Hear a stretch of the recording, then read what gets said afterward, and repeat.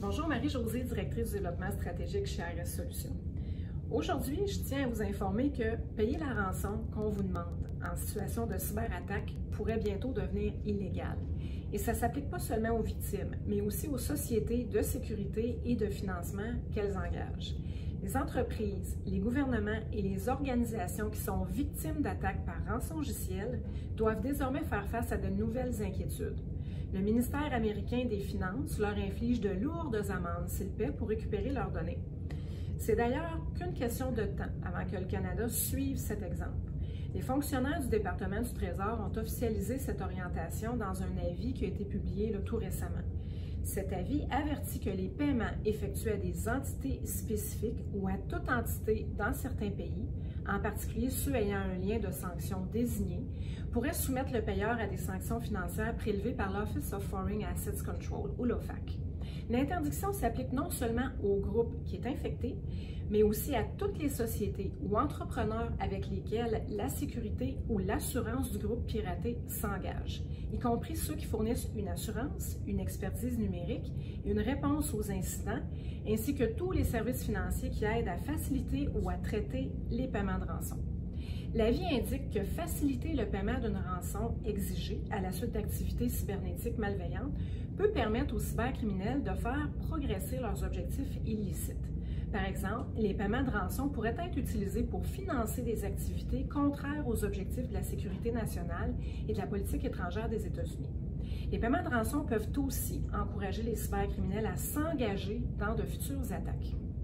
En vertu de la loi, il est interdit de s'engager directement ou indirectement dans des transactions avec des personnes ou des organisations figurant sur la liste des ressortissants désignés et des personnes bloquées par l'OFAC. Ces dernières années, le département du Trésor a ajouté plusieurs groupes de cybermenaces connus à sa liste de désignation, comme le développeur de CryptoLocker, une variante de logiciel de rançon précoce qui, selon l'OFAC, a infecté plus de 234 000 ordinateurs.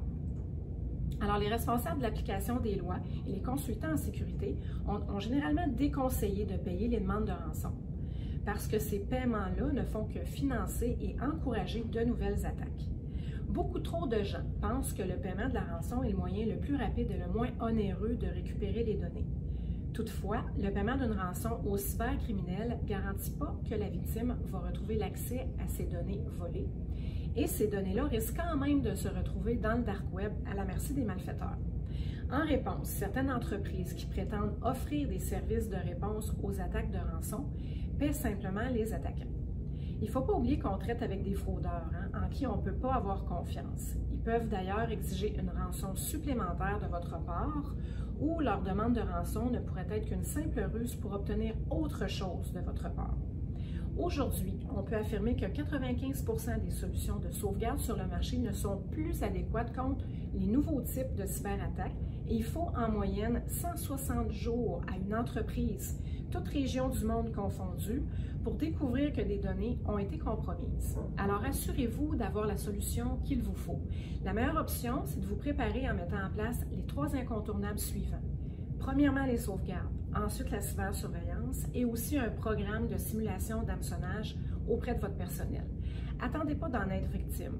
Alors, pour plus d'informations, n'hésitez pas à nous contacter. Bonne journée.